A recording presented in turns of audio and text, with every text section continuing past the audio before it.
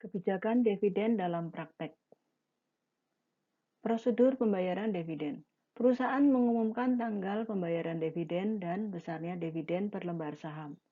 Pemindahbukuan atau pengalihan hak atas saham ditutup pada saat pembayaran dividen.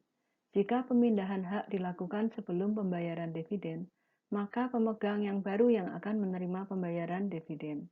Perusahaan mengirimkan cek kepada pemegang saham pada tanggal pembayaran.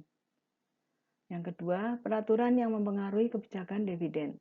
Dividen harus dibayarkan dan laba ditahan saat ini atau periode yang lalu. Selain itu, dividen tidak dapat dibayarkan dari modal saham. Pembayaran dividen tidak dapat dilakukan apabila perusahaan dalam keadaan insolvensi.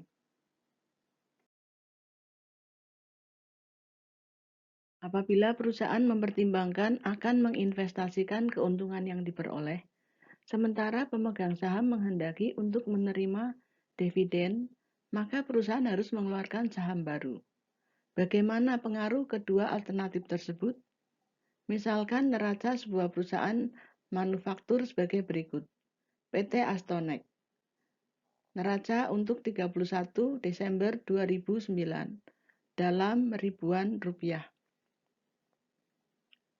Tertera di situ kas 200.000, aktiva lain 1.800.000, total aktiva adalah 2 juta. Semuanya adalah modal sendiri 2 juta. Jadi total pasiva juga 2 juta.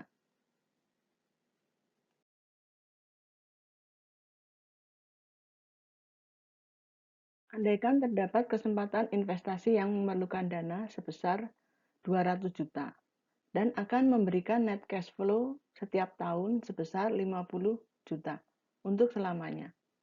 Biaya modal sendiri sebesar 20%.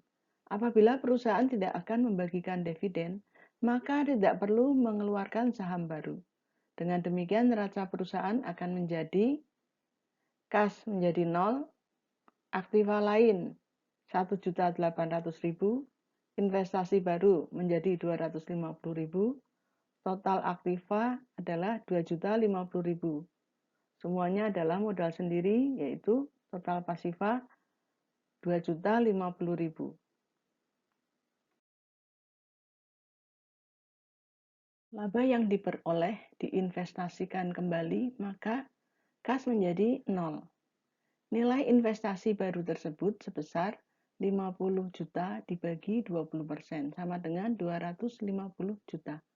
Maka nilai modal sendiri karena perusahaan memutuskan untuk tidak membagikan dividen menjadi sebesar 2.050.000. Seandainya perusahaan memutuskan untuk membagikan kas sebesar 200 juta sebagai dividen, maka apabila akan melakukan investasi baru, perusahaan harus mengeluarkan saham baru. Misalkan tidak ada flotation cost. Flotation cost adalah total biaya yang dikeluarkan oleh perusahaan dalam menawarkan efeknya kepada publik. Mereka timbul dari pengeluaran seperti biaya penjaminan emisi, biaya hukum, dan biaya pendaftaran. Maka perusahaan harus menerbitkan saham senilai 200 juta.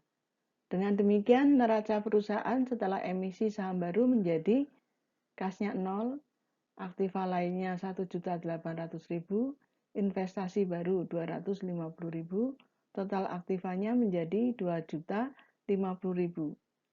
Modal sendiri 1.850.000, saham baru adalah 200.000. Total pasifanya juga 2.050.000. Apabila diputuskan membagikan yang 200 juta, maka hak pemegang saham lama menjadi 1M850 juta. Dua alternatif tersebut dalam kondisi tidak ada flotation cost akan sama saja. Karena kekayaannya tidak berubah, tetap 2M50 juta. Bedanya yang 1M850 juta tertanam di dalam perusahaan, sedangkan 200 juta sudah diambil. Bila flotation cost 3%, saham baru yang harus dikeluarkan sebesar 206 juta 185.567 rupiah. Yang 6 juta 185.567 merupakan flotation cost. Dengan demikian, kekayaan pemegang saham lama hanya sebesar 200 juta. Ditambah 1M 843 juta 814.433. Dapat disimpulkan, bila ada flotation cost, maka emisi saham baru kurang baik, dan kebijakan dividen mempunyai pengaruh terhadap kekayaan pemilik perusahaan. Keadaan neraca setelah emisi saham baru menjadi sebagai berikut.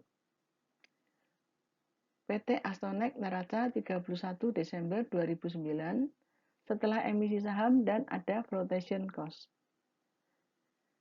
Kas menjadi 0, aktiva lain 1M 800 juta, investasi baru 250 juta, total aktiva 2M 50 juta. Modal sendiri 1M 843 juta 814.433 rupiah.